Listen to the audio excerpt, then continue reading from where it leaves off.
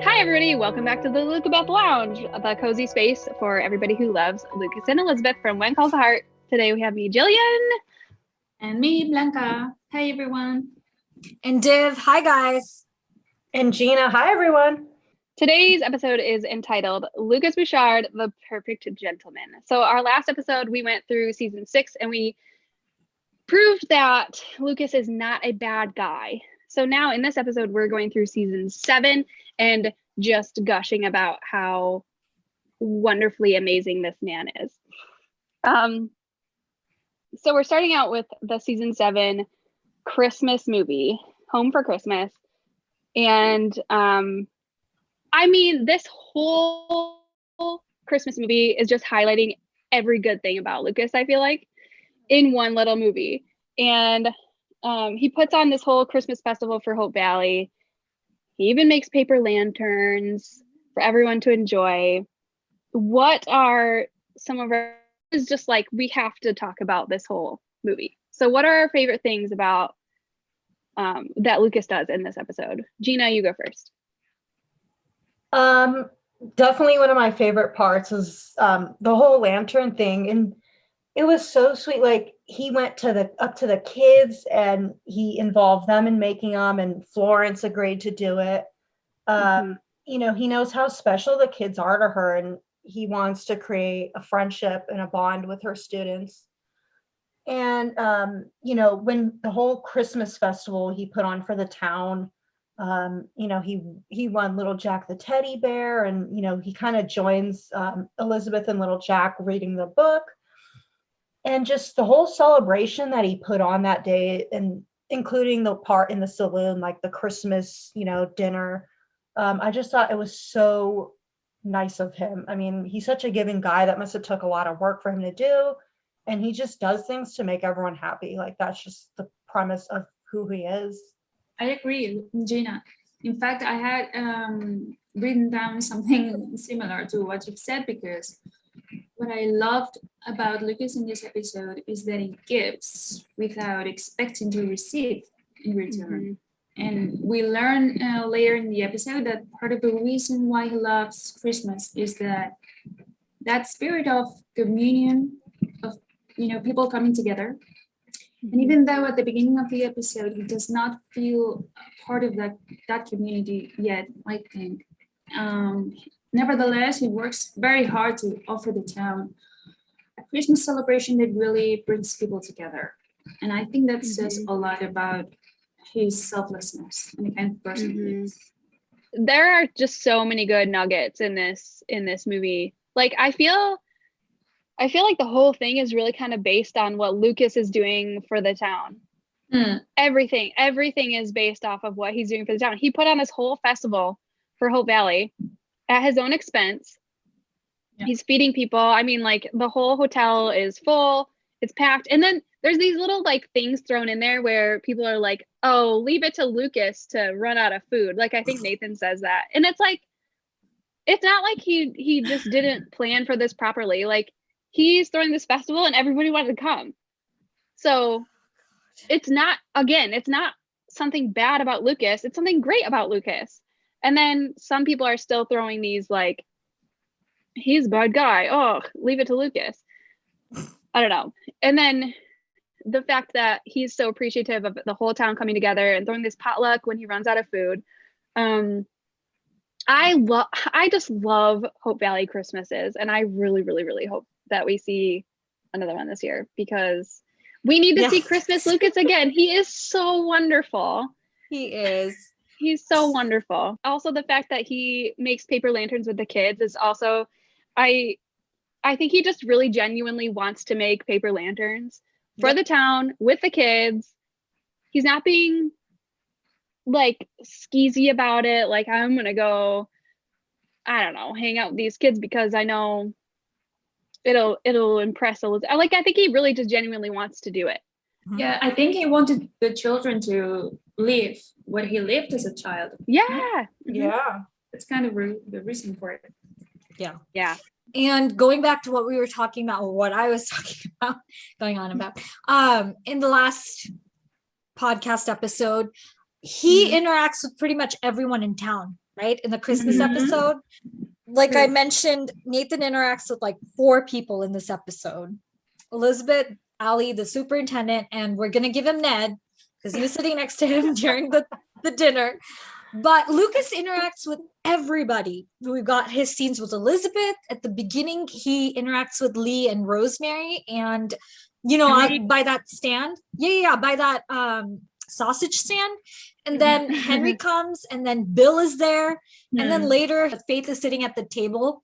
And I guess it was Faith's idea to have the potluck. And he thanks her for that. And then we see him talking to Florence and Molly in the background. And we just get to see him talk to everybody. And then he interacts with the kids.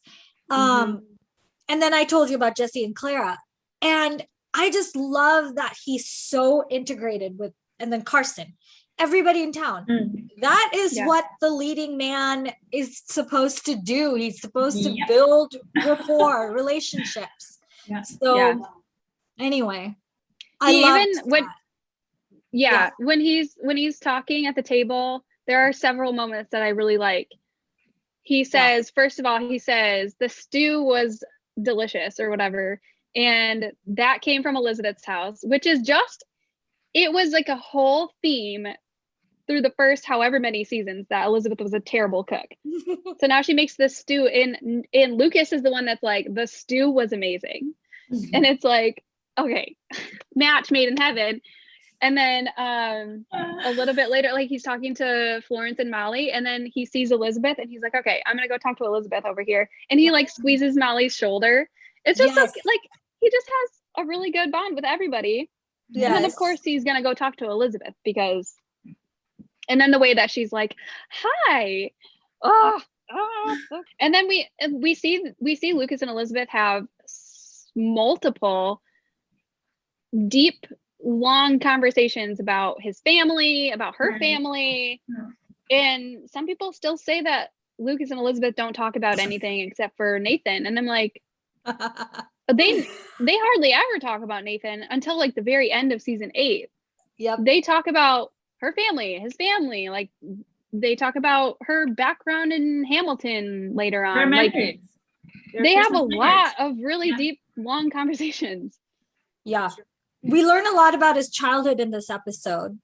And I'm pretty sure when they're standing by the Christmas tree, someone walks over and sees them and pouts and walks away. I just have to say this too. When they're watching the lanterns and she literally runs up to be next to Lucas, runs. And then they see the lantern, like her whole, how did you do this kind of thing. And then when they're about to walk away, he looks down at her hand, like he wants to hold it. And then he just like takes this deep breath and then they turn and walk away. I mean, Nathan's not even there because he's doing his rounds. And I'm like, what are you, like the whole town is together in the saloon. Like, what are you doing? Like, where are you going? What are you checking on?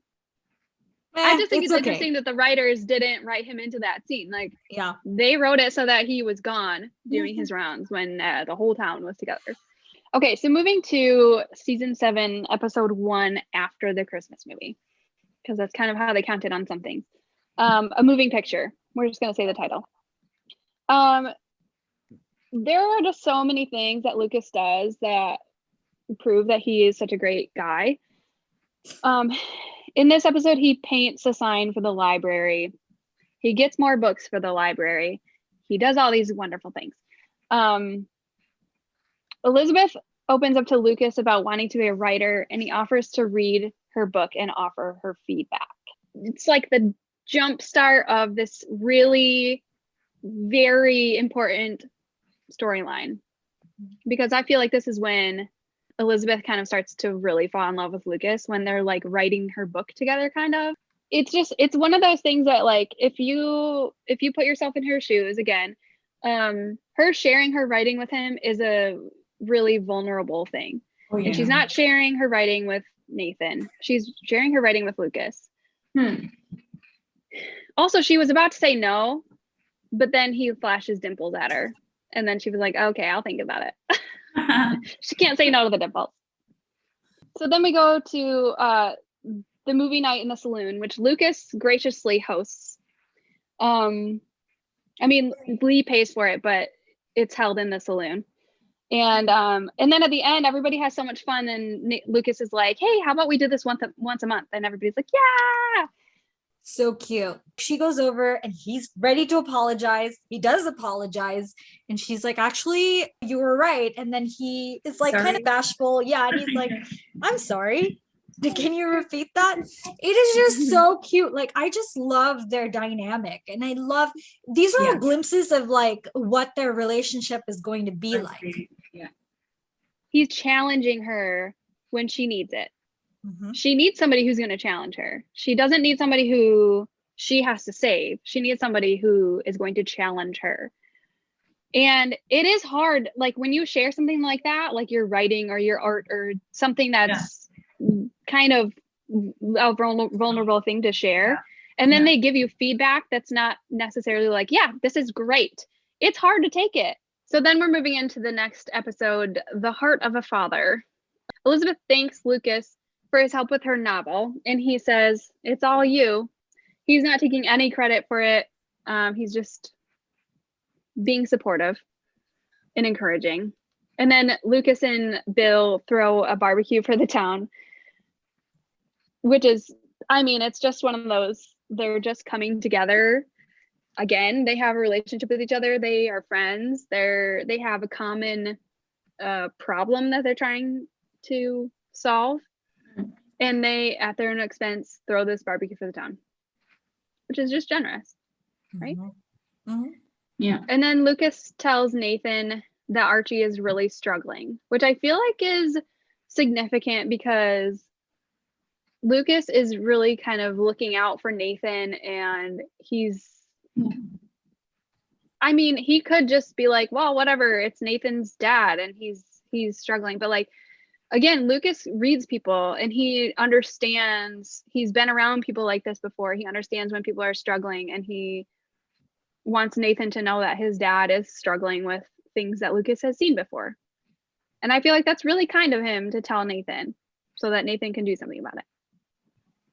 Yeah, especially when Nathan is again shutting Lucas down.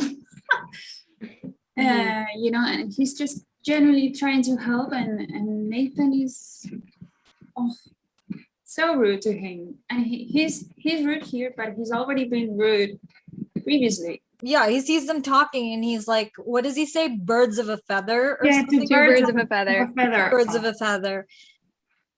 But note, I was going to say, note how Lucas doesn't hold any of that against him. Yeah. And instead, he's trying to help Nathan. Yeah. To see that his father is having a hard time. So, you know, it's like over and over, we see who the bigger person is. Yep. And who behaves like a 5-year-old. It's a fact. This is not judgment. No, seriously, I'm being serious. No, it's very true. Then in the next episode, Family Matters, Lucas is supporting Elizabeth while she's writing her novel. Elizabeth is journaling at that point, which I think is a significant scene where she says that she's talking about her relationships with people, and she says that some challenge her when she needs it most, and they show Lucas bringing her tea while she's writing her novel. And then she says something about when they show Nathan, something about how other people need her support in their lives. I don't know. I just feel like that's significant because, again, she needs something or someone that's going to challenge her, not someone that she's got to save. So then Lucas helps Nathan with some details about Archie, and he says he's sorry that he's in trouble. Again, he's just being very kind about his whole Nathan's father situation, because I think Lucas has seen some people go through that, and he can understand that that's difficult. And then we have the cufflink fiddle stair descent, which everybody loves. It's just so, like, what is it about this scene that is so cute when he's coming down the stairs fiddling with his cufflinks? It's like swagger. One of the best gifts. So it's the cute. swagger. Yeah. it's the confidence and I always wonder, I'm like, did they write it in the scene like fiddle with your cufflinks on this scene? Or is it just Chris being like, oh, I'm fixing my cufflink while I'm coming down the stairs? But then right after that, I mean, Elizabeth is like, oh, I'll see you guys later. Here's Lucas. He's coming and I'm going to talk to him right now. And then he offers to read her chapters of her novel that she's written so far. And again, it's kind of one of those things where she's like, I don't know. And then he flashes the dimples and she's like, okay. And then he kindly walks away when he sees Nathan coming. He's like, okay, here you go. Here's Nathan. I love how she starts focusing on Newton. She starts petting Newton. It's like, oh, Nathan, you're here too. Yeah.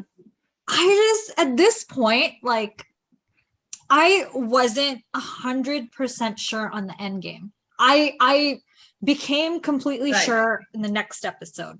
But at this point, I was just like, okay, maybe each guy has a chance, because I felt like Christmas kind of leveled the playing field. I hate saying that, but it's true. And then I read the episode summaries where they made it obvious that these two episodes, so episode 2 and 3, where Nathan's dealing with his dad, were going to be Nathan Elizabeth heavy episodes.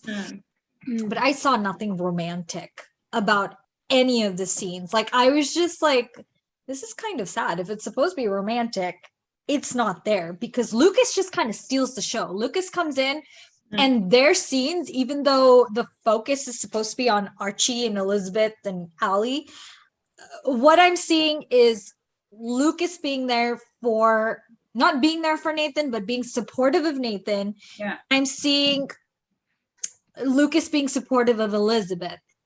Okay, so then the next scene we see Lucas just gushing about Elizabeth's writing. I love this scene so much. I think it's so cute. It's the blue vest in the white crisp shirt. And he's reading her chapters. And he's just giggling about it. And then he's just like, yeah, I love your characters. I love the storyline. I love this character. Who do you base it on? And then just like the look back and the flirty, like they're so flirty. And I just love how he's just gushing about it. He just loves it. I love what he says too, where he recognizes Elsa's passion for her son and how he words that. I love that. And he says, that's you shining through. Yes, I love how he does that. Like, that is just such a Lucas thing. And that's what makes their relationship special, is they just understand literary themes and references, and it's just something that's going to be so amazing in their relationship. And yes, backward glance, we got to highlight the backward glance, because That's she's so only cute. done that with Jack, and she does it with Lucas. So Yep, You know, the that flirty scene- look back. It's like the beginning and the end of that scene is just what you guys were saying, you know, the playfulness between them, because the way in which she approaches him is like she's clicking. It's that's also really cute, you know. Yeah, the beginning and the end. Yep. After that, we see them in the mercantile, and he's looking for humble pie, and again they're just flirting through the little shelf. It's just one of those moments where you see how honest he is, and how he's like, oh yeah, okay, I can see how that character wasn't written for me, or based after me, or whatever.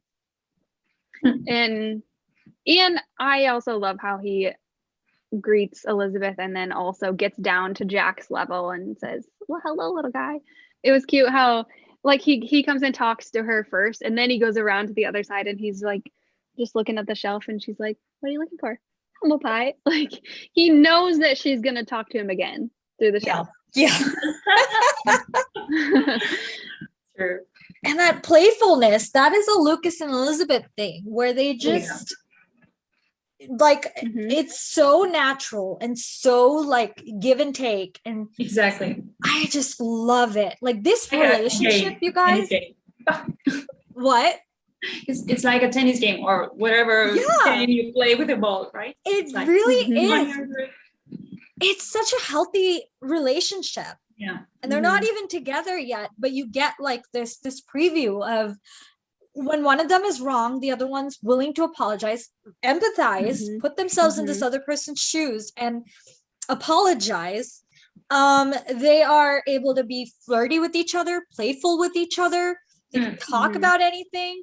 And they just wrote like the perfect guy for her. So then moving into the next episode, Sweet and Sour. First, Lucas returns Elizabeth's chapters to her at school, and they keep getting interrupted by the kids coming in. Good morning, good morning, good morning. It's just so funny. So then this is when the chicken pox thing happens. Lucas offers to go alert some of the out-of-town elderly about the chickenpox outbreak, and then he asks Elizabeth how little Jack is doing. Again, I love that he brings up little Jack and he addresses little Jack. And I mean, Nathan does too a little bit. Like he'll say hi to him if he's there.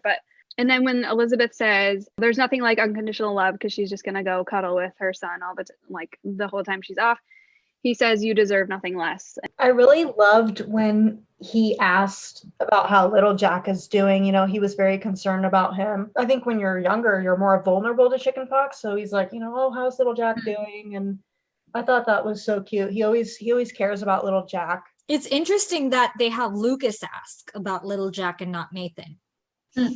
And this is the episode, this moment, this scene, it's not even one of my favorites if I'm being completely honest.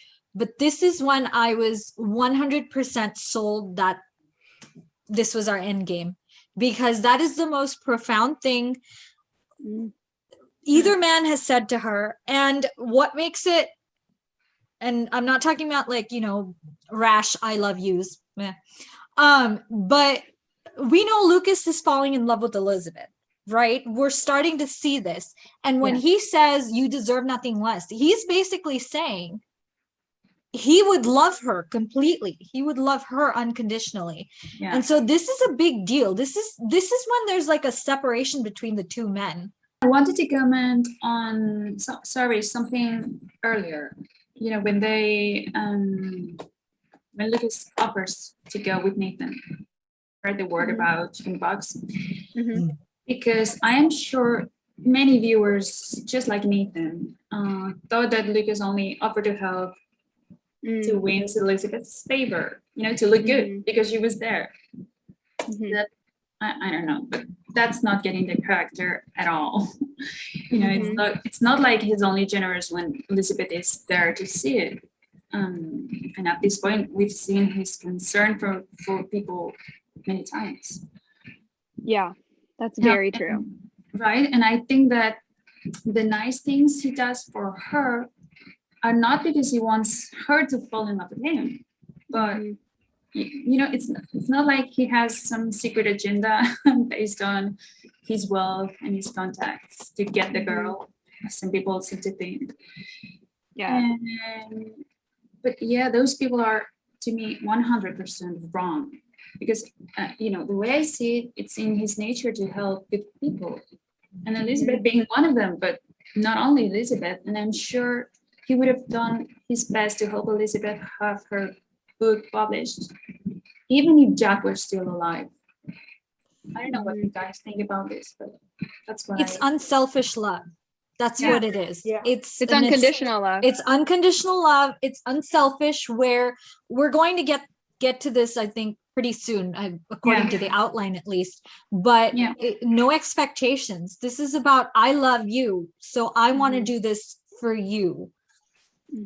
And that's what I love about it. You want her to be happy. Yeah, exactly. He just loves her so well. Yep.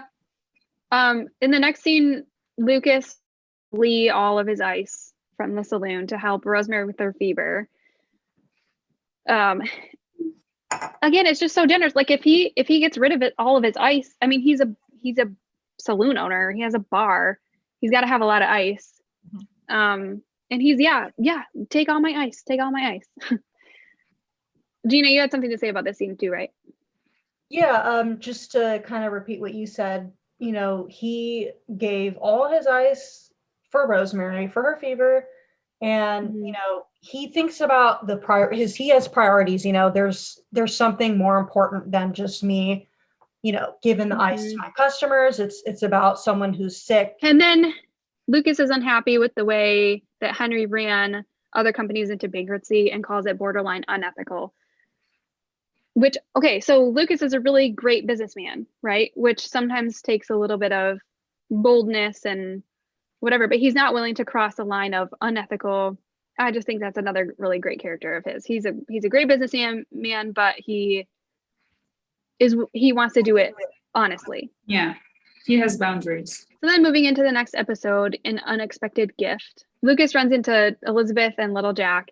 And he says, if it isn't two of my favorite people, which I just thought was sweet. I just had to throw that in there because, yeah, Lucas allows the women to use the saloon and Gustav's catering services for the bachelorette party, which is really sweet because the men are also using the saloon and Gustav's catering services, which turns into a really fun scene with the merging of the bachelor and bachelorette parties. Mm-hmm. All right, so then they're at the bachelorette party. Lucas tells Nathan, it's good to see Elizabeth having so much fun. She's so sweet, kind-hearted, giving. Maybe it's time to that somebody did something nice for her. Which foreshadows to all the nice things that Lucas says about Elizabeth in the library in the finale. I know, that's true. Yeah, he calls her sweet. Okay, so what I was going to say is that I find it interesting that Lucas here is admitting that he has a soft spot for Elizabeth to the one guy who is also interested in her. It's like, but to me that proves that he sees the whole thing not as a competition. That's my take, which is a nice contrast to me to Nathan's beta male view, if you will. And I would like to also point out that the reasons he mentions why he is attracted to her aren't in any way superficial. It's like he likes her for the person she is, which is also important for the character of Lucas.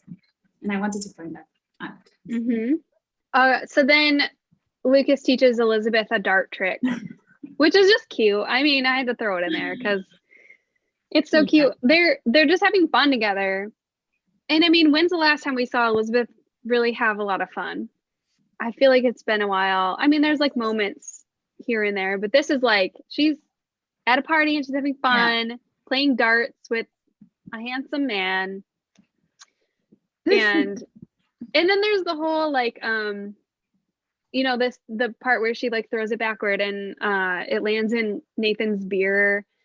And Nathan could have been like, oh, that's so funny, but like he was embarrassed about it, which again is just one of those traits that for me is really unattractive. I don't know. If you're going to be easily embarrassed, I don't know. I'm not into it. So then Lucas and Elizabeth are happily playing darts and they're giggling and they're having a lot of fun. And then Nathan comes over and says, hey, Lucas, Bill wants to talk to you, something about the food or something. And Lucas is like, oh, okay. And he goes over and says, Bill, you want to talk to me? And this part is really funny when Bill's like, no, I didn't want to talk to you. And then he's like, oh, okay. Nathan just wanted to play darts with Elizabeth. So Div, go. Like Nathan fans are like, oh, this is just payback for when Lucas embarrasses Nathan from earlier, when they're like planning the whole thing. But I don't agree because all he did was say, well, Nathan, he saw Elizabeth walking over and he said, yes. Do you know what I mean? He was like, let's just let Nathan continue. And he did make a fool of himself, but it's not like he was putting words in Nathan's mouth. He was just like, okay, say your piece. And then Elizabeth he did it to himself. Right. Nathan he did it to himself. He walked into that all on his own. Here, he's being deceptive. Why resort to deception? And it bothered me even more because this is Lucas's saloon. Okay. And last season, he came in and he insulted him and did the whole, you're not fit to be in this town or whatever. And then this season, he's like going in there and being deceptive, and just because, Lucas likes the same girl. And it just bothered me because this is Lucas's establishment. Come on, show some respect. And again, one of the Team Nathan people was like, oh, Lucas has no friends. And Nathan talked to like nobody in this episode except for Elizabeth when he was like, and pretty much all the men sat around the table and played poker and had drinks. Not just Lucas, everybody. And Nathan also had a drink. Yes, Nathan drinks beer. And he was standing off to the side and he wasn't like interacting with any of the other men. So I don't want to hear about how Lucas is a loner and doesn't have friends and all this nonsense, because he does. And he fits in a lot better than the dude who said he didn't fit in to the game. I just needed to throw. I may go back and edit this, who knows, or you guys might be lucky enough to hear the whole thing. Lucky, I'm putting lucky in quotation marks. But anyway. No, it's true. This scene needs to be brought up because I didn't appreciate the deception. It's true what you said. Yeah. You know, Nathan's behavior, he were far more dishonest than anything Lucas has ever done. Yeah. Yeah. That's the thing, it was dishonest. Never bring that up. So well done, Div. I hadn't noticed. That is the difference. It was dishonest this time. When Lucas was like, oh no, let Nathan make his point. Nathan was literally just talking. Yeah. And Elizabeth heard it. There's nothing dishonest from Lucas's point of view on that. Nathan has a tendency of digging his own grave on his own. He doesn't need help to do that. It's true. It's true. And actually what he was saying was borderline sexist, where he's like, let the women go have their own shower thing. And I'm just like, yeah. And Lucas and Lucas on the other hand is like, oh, I let the women use half the saloon. I don't care if it's because he cares about Elizabeth and wants to accommodate her. He's still doing it, right? I mean, both guys like Elizabeth. One of them is like, well, yeah, you can have half the saloon. The other one is like, excuse me, why are you letting the women into the saloon? Which includes Elizabeth. Yeah. So, right. Anyway. Well, and also earlier, Lucas asks Elizabeth, doesn't he ask like, what are you and Rosemary planning for this party? Right. So it's not just Elizabeth that he's like, yeah, you can use the saloon. It's you and Rosemary and all the women. Yep. Good point. Yeah. I thought it was so desperate for him to do that. Like, you had to lie for her to come over, for you to talk to her or for you to get closer to her. That's something a child would do. It is. It's just so desperate, like the fact that he had to do that.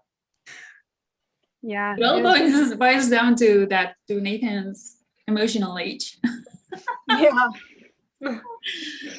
She's not very old. So then Lucas brings Elizabeth flowers to her door, and it's such a cute scene because he seems a little bit nervous. And Rosemary is in Elizabeth's house, and Lucas acknowledges Rosemary by nodding at her. And then when Elizabeth is like, she's like, oh, I don't know what to say. He's like, don't say anything, just enjoy them. You deserve it. He's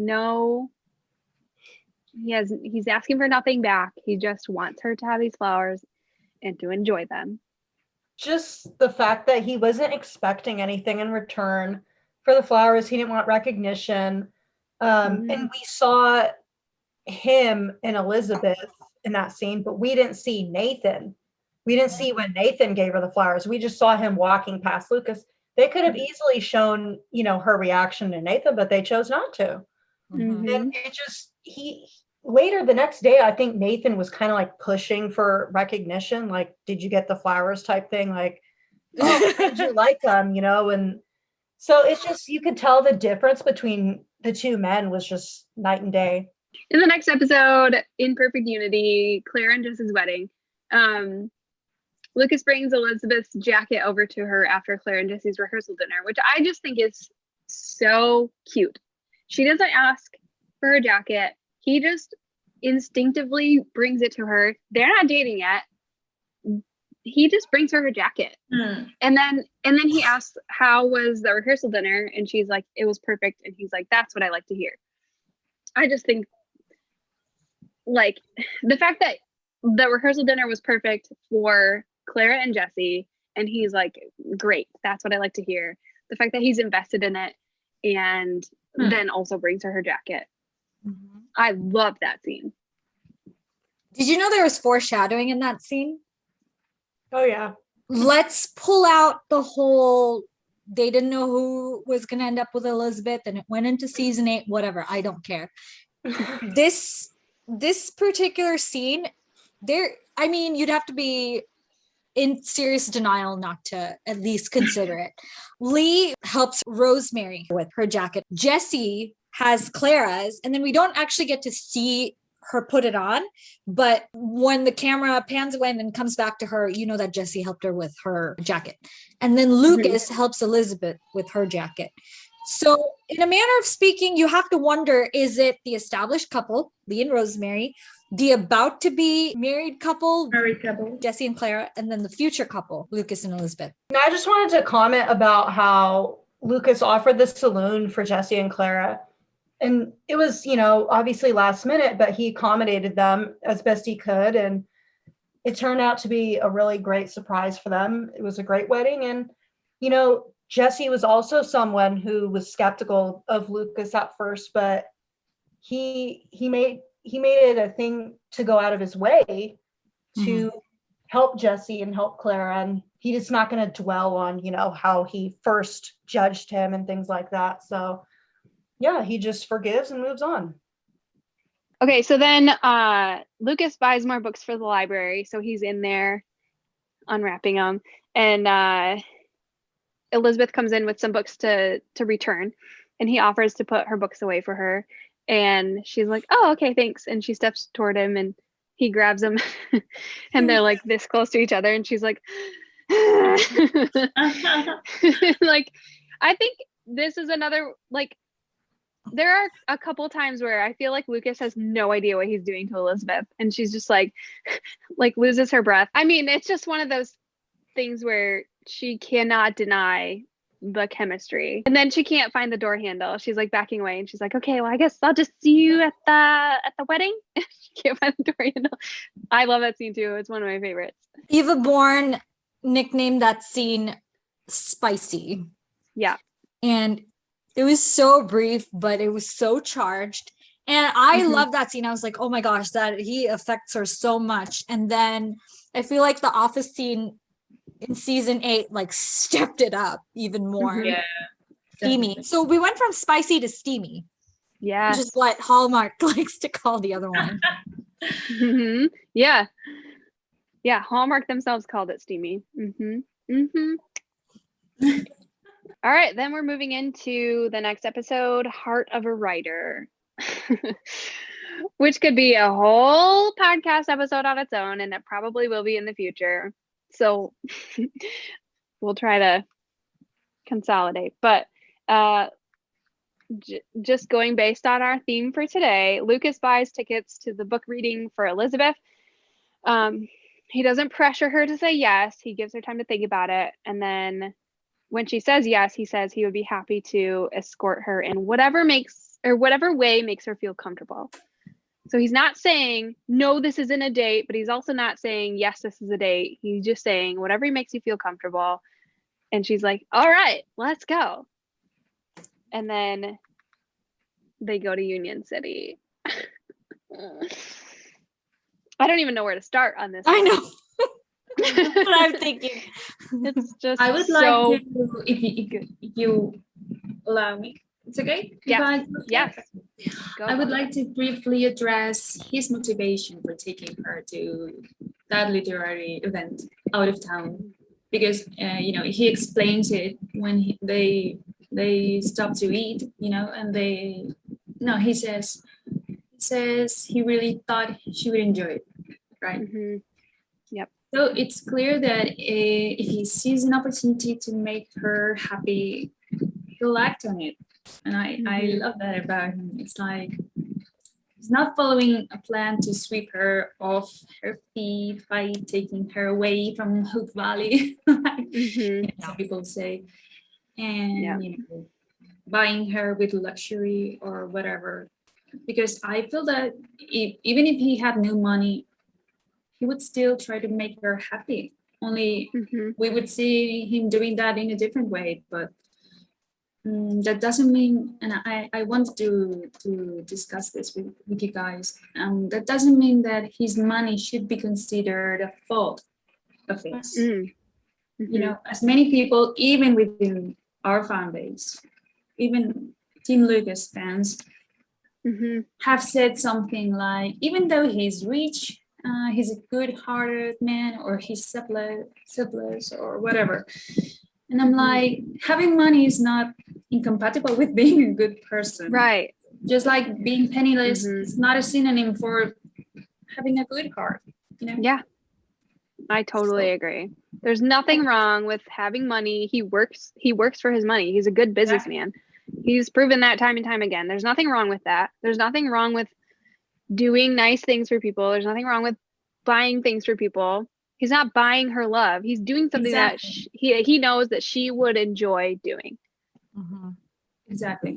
I agree. And I think the show really made a statement in this regard, which I feel was necessary, because, you know, so many people still have a prejudice with money. For some reason. Yeah. I don't know what that is. Yeah. So you go. The rest of you. What do you think? Div, what do you have to say about Union City? So much, but I will consolidate. I completely agree with Blanca. Like, the man works hard. That was you, right, Jillian? He works hard for his money. He's an honest businessman, like he told Henry. And what's wrong with spending money on someone you care about? The Virginia Woolf tickets it was expensive. I think Chris said it was like $300 during that time, but it's because he thought she would enjoy it. Exactly. Then we're gonna get to this after, but the book, right? There's sentimental value there. He's not just throwing money. And let's highlight this. There's nothing wrong with having money. It's not a sin. And just because the other guy doesn't have money doesn't mean you put down the one who does. That's not fair. And just because he takes her out doesn't mean he's trying to get her back to her Hamilton lifestyle. Like, are you serious? If he was trying to do that, then they would move out of Hope Valley. And they actually have that exact conversation right after Hamilton, the mention of Hamilton. What do they say? Hope Valley is a great place to raise a family. And we know that in season 8, Lucas validates that and says that's why he stayed for Elizabeth. So his whole thing is he likes Hope Valley. He wants to stay in Hope Valley. And also, going back to that conversation they have about Hamilton, like when people say that they never have any conversation that's meaningful, I mean, that whole dinner scene, what we see on camera, he says, you mentioned that you had a different life in Hamilton. So we know that they have in the past had a conversation about her previous life in Hamilton. So there are obviously so many conversations that we don't see on camera that are deep and meaningful. And then I think just the fact that he's like, yeah, I want to be in Hope Valley. And she's like, yeah, I want to raise my kid in Hope Valley. And he's like, I want to have a family. And that's why I stopped in Hope Valley. Like, the fact that they share this past, you know, kind of richer lifestyle, but they in Hope Valley is so, it's so good, because that was the one thing that Jack and Elizabeth had that they butted heads with, was that they didn't have that background, but Lucas and Elizabeth do. Yep. And that's what I love about Lucas as a suitor, is he can give her the best of both worlds. What is wrong with indulging in like a fancy dinner or in an expensive book reading? Why is that so wrong?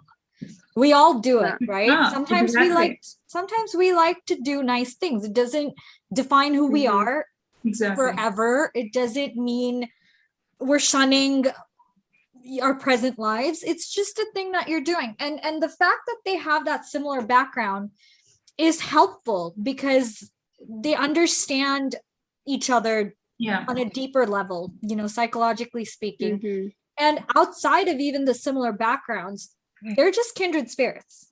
They're just intellectually connected. And you see that in this scene. Yeah. And there's nothing wrong with not having a lot of money either. No. But it's just it's just the fact that people say he's buying her love is just false. It's not true. I did want to go back really quick to the lobby scene. How great is it that when they walk to the reception desk, she says, I've been to a place like this was it Belgium? Brussels. Yeah, Brussels. Yeah. My bad. Starts with a B. No, but that's Belgium. That's in. Correct. Yeah, it's in Belgium. Oh, Good job, Div. Get it right. embarrassing. Give No, yourself this some is credit. what? Give yourself some credit. I didn't know what You Brussels answered right. was. Yeah. This is getting deleted. No, it's not. Yeah. So, but she says, it reminds her of the place in Brussels, and he goes, it has old world charm. And I love that. I love that they get it. Like he gets it, and she goes, like she nods. And anyway, that was just a quick connection. But then, how great is it that when the concierge mistakes them as a married couple, he is so quick to point out, no, this is Mrs. Thornton. And number 2, she has a suite, and he has a room. Seriously, the man is he's amazing. Yeah, that could have been a really awkward moment for Elizabeth, but he just jumped right in and made it like, oh no, it's okay. Yep. Honest mistake. Yep. This is Mrs. Thornton. She has a suite. Yeah. And then they had to establish that for the fans who were upset about them spending the night together, because they obviously didn't spend the night together. Why would I don't think there was, that, I don't know. I don't think that needed to be clear. No? It didn't. I don't think so either. Like, I don't think it needed to be, but they just made sure they covered their bases. They had to make sure that people knew. Because some people were. I remember Erin actually tweeted somebody who was upset about them spending the night together. And she was like, they stayed in separate rooms. Yep. And hey, it's foreshadowing, people. Get used to it. Yeah. Maybe coming soon. I hope in either season 10 or 11 this is happening. Mrs. Bouchard. Yeah. Elizabeth Bouchard. I can't wait. His whole approach to making Elizabeth feel comfortable is the polar opposite of Nathan pressuring her to go out or whatever. It's always about him and how he feels. And I also wanted to point out that even though Jack wasn't the richest guy in the world, he still went out of his way to make sure that Elizabeth had the nicer things. I mean, that whole Mountie Ball thing that he did in Hope Valley, he probably didn't spend that much money on it, but look at how grand it looked. I mean, he didn't even have to try really to make it look like it was this amazing thing. So there's a lot of parallels with how Jack and Lucas treated Elizabeth, and he had nice dinners for her and things like that. He made her little gifts and things. So both men do it from the heart, Yeah, they do special things for her because they both just want her to be happy. And obviously money doesn't matter to Elizabeth. Otherwise she would be in Hamilton. Yeah. She wouldn't be in Hope Valley. Yep. Not about the amount of money each guy spends on her. Come on. It's about the sentiment, behind the actions. Or you can give her an apple and call it even. It's a little bit corny. I mean, to give her an apple, that's just like the presumed thing that you're going to give her. Like, be a little bit different. Think outside the box. I don't know. That's just what I think. But he didn't spend any money on it, did he? Picked it from his yard.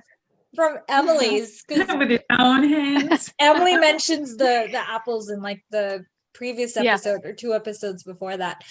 Giving her the apple, like it was so corny, and then he like trumps it with the bouquet because I was like, that is even worse. It's so predictable. Oh my god. He's not simply irresistible, he's simply predictable. You think he couldn't get it worse? He does.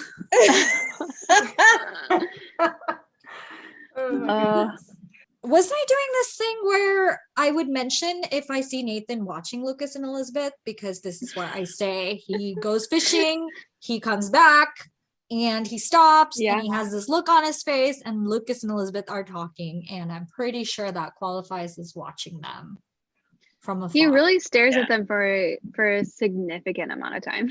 Yeah. Yeah. I've held back on this for a while, but while we're on the subject, I'm just gonna say it.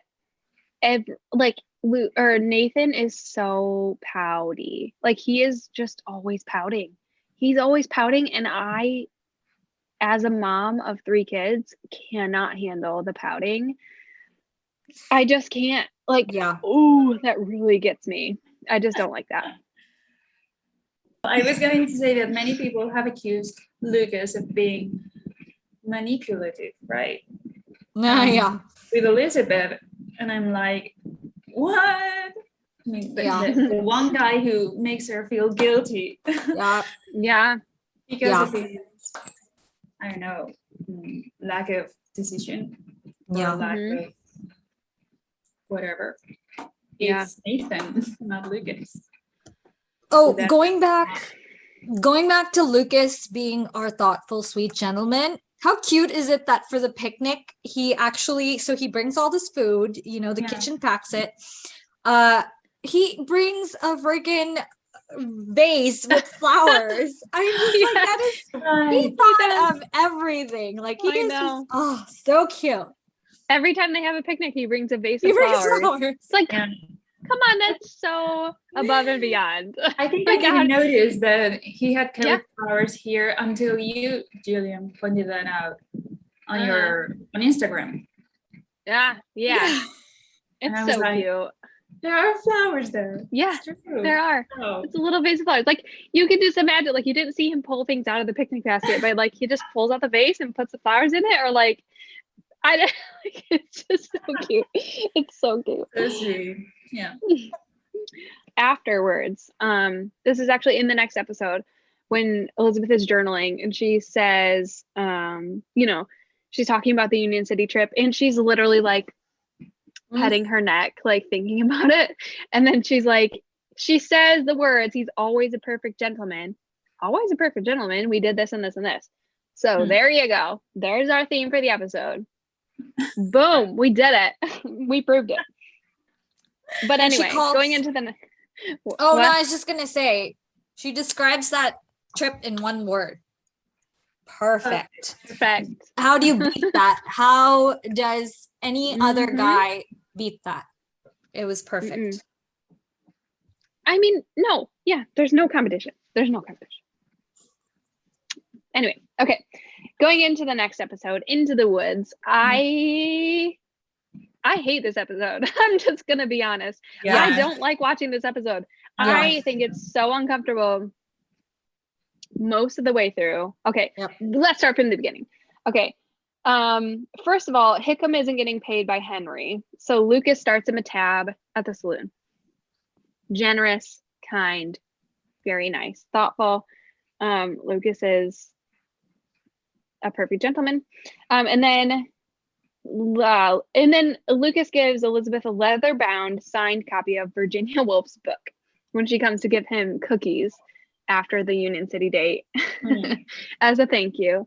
And he's like, well, actually, I have something for you too. Again, it's not buying her affection. It's buying her something that he knows that she will appreciate forever. She'll have this book on her bookshelf forever. Yeah. It's bound in leather, so it'll last forever. And it's signed.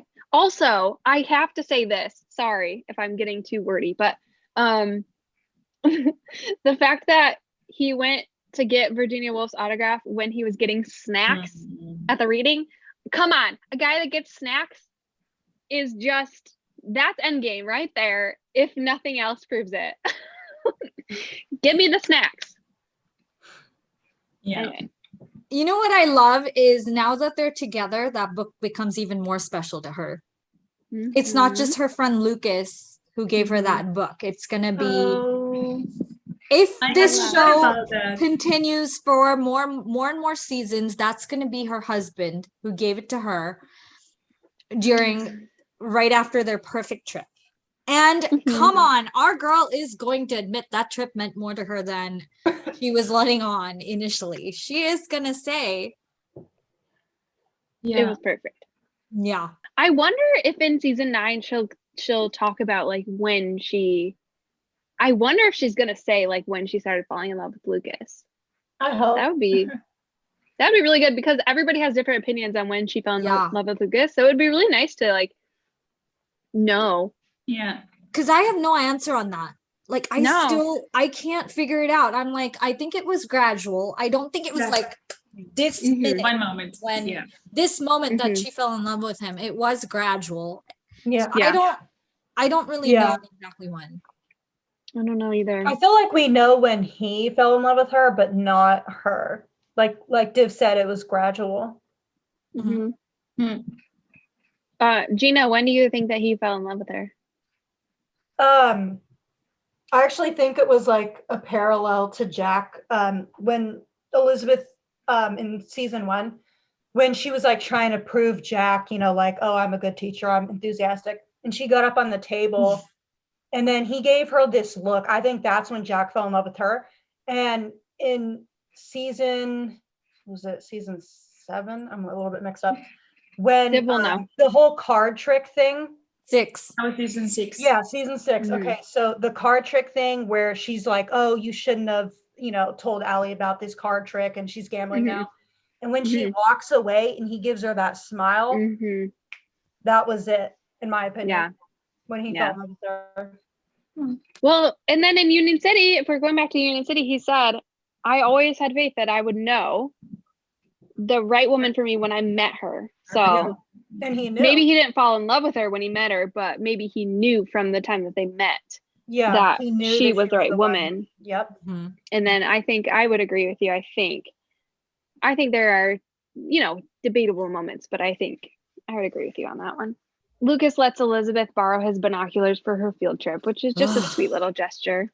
I know it goes into something annoying, but it's a sweet gesture from Yeah. Lucas's perspective. And then Lucas is worried about the oil company employees. He says, it's one thing for my money to be held up, but I hear he's late. I hear Henry is late paying the employees. So he's really concerned about the employees. He doesn't really care that much about his pay being late, but he's concerned about the employees.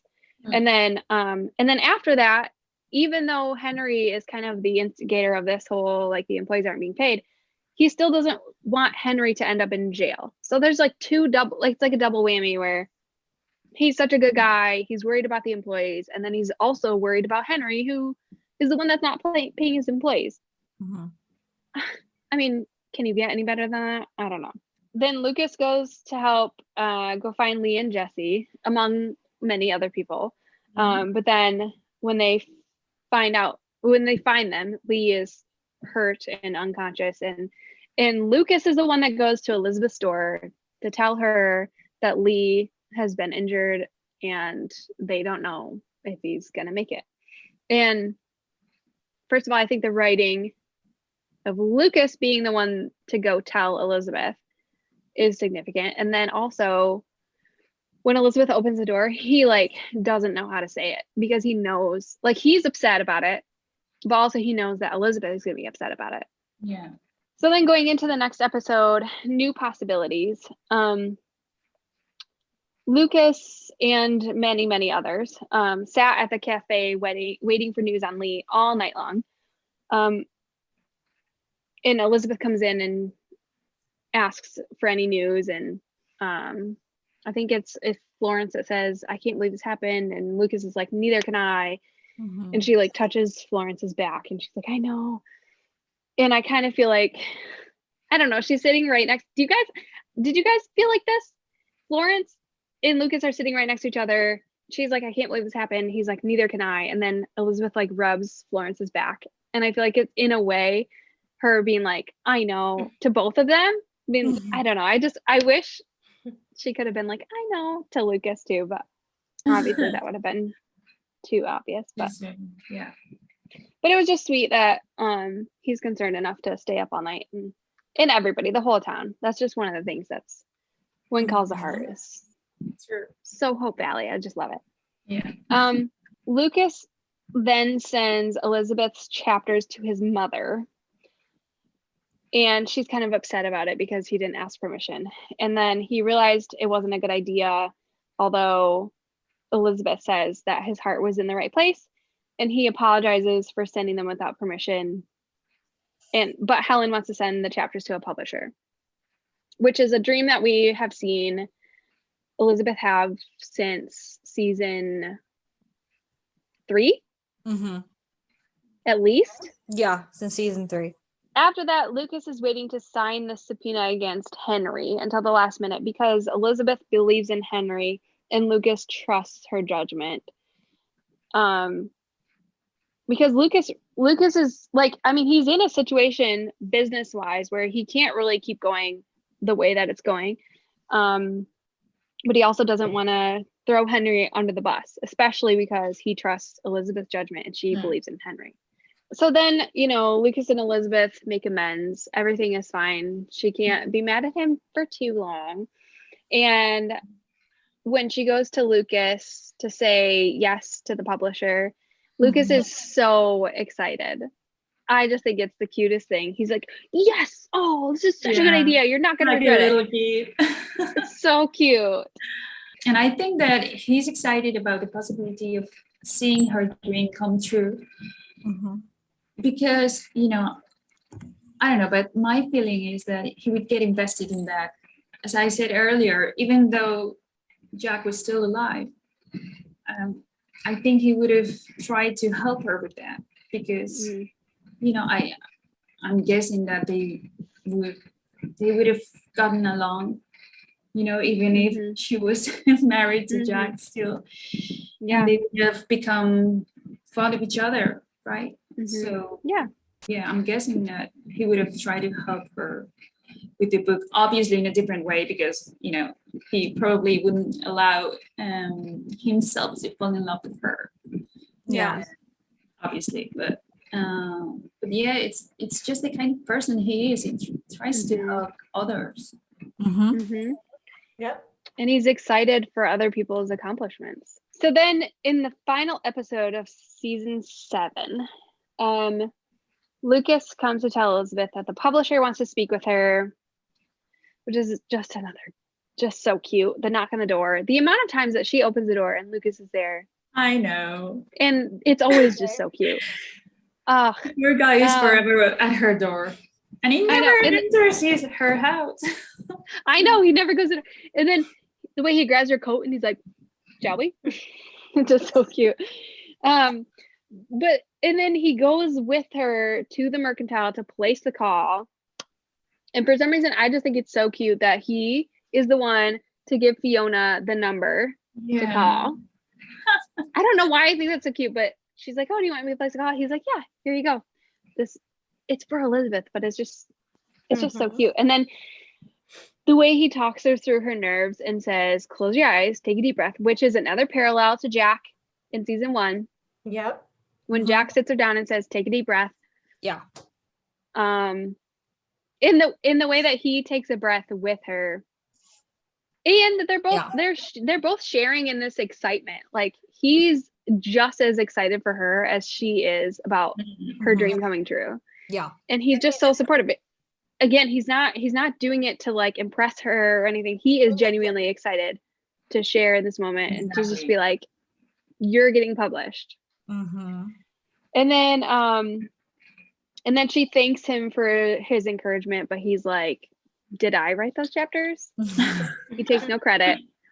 So even though he actually did deserve some credit, he emphasized all of her success and let her have that special moment to herself, because that's what was important. It was about her, not him. Okay, so then we find out that Lucas has been paying all of the OIM employees out of his own pocket.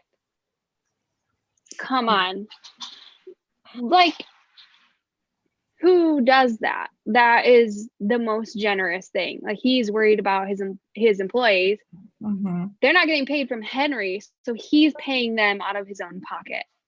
So then, Elizabeth is upset about Lucas pulling out, but he's like, I can't do this anymore. I can't afford to do this anymore. I've been paying them out of my own pocket. And she's like, oh, I should have given you the benefit of the doubt. It's not like he's taking credit for it either. Yeah. Right. Yeah. That was Yeah. hands down one of the best scenes that he's ever had. I mean, that just showed everything, how selfless he is. It's not like he's saying like, oh yeah, I'm pulling out because I can't afford to keep doing this anymore. Like, he pulls out of the company, and then Elizabeth is like, why did you do that? And he's like, well, it's not like he's advertising that he's paying everybody out of his own pocket. He tells her because she asks him, not because it's like, did you know what I did? I'm so noble. Right.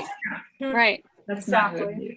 And what about his reaction? Like, she's all puffy about it. And then she goes, I should have known better. She's like, I should have given you the benefit of the doubt. His reaction. What does he say? I already forgot. He says, I can't fault you. Yeah. For caring too much. Yeah. Yep. And that is just so sweet. He's a class act. Yeah. So then they're worried about the employees, but he says to Elizabeth, we should be celebrating. You just made a book deal. Can you meet me in the library? And she grins at him. And then there's the whole library date. That's not a date, but it is totally a date, because he's like, if this were a date, I would take your jacket. And she's like, here's my jacket. Like, come on. It's totally a date. And she gives him permission to make it a date. I really like his reasoning here to go have dinner with her. When he says life is too short not to appreciate the good things when they happen or something like that. Because, I think it's his unpretentious, straightforward attitude that makes them spend more and more time together. And eventually it brings them closer. It's not like he ever says, we should go have dinner sometime, like Nathan does. And like many people do when they like someone, it's different. Their relationship is like a slow burn that evolved from friendship into romance in a very natural way. I think Div was mentioning this before, and that's one of the things that I love about them, because it's like it just happened. They didn't plan on it, right? This is the love story because it hits all the beats. And he gets rewarded, right? Because like you said, Blanca, it's never just let's go out to dinner. It's the Virginia Woolf trip that is about her, and then what does he say? Let's celebrate because this is a big deal. You got to meet Virginia Woolf. The second time, it's your book. You just got a book deal. Let's celebrate. What happens in the next finale?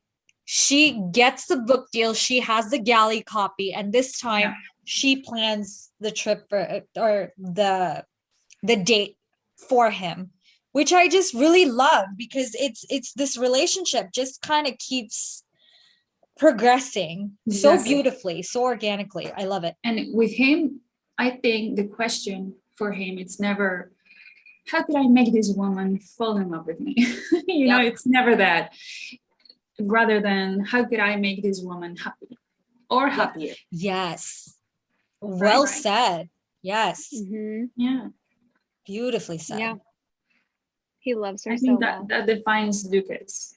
So that is all of season 7, and we could go on and on through season 8, but we've talked a lot about season 8 in past podcast episodes, so we're just going to end it there. Although I do want to say one thing about the first episode in season 8, when Lucas gives Nathan $1,000, no questions asked, and asks if he's sure it's enough. We haven't touched on that yet, so I just wanted to say that real quick. Come on. Amazing guy. I think we've proven it. If you are not following us already, make sure you follow us on, we are at the Lucabeth Lounge on Instagram, YouTube, and TikTok. And then we are at Lucabeth Lounge on Twitter. Make sure you follow, subscribe, like, comment, all the things. And we thank you so much for listening and watching, and we will see you next time in the Lucas Lounge. Bye, everyone. Thank you, everyone. Bye. Thank you.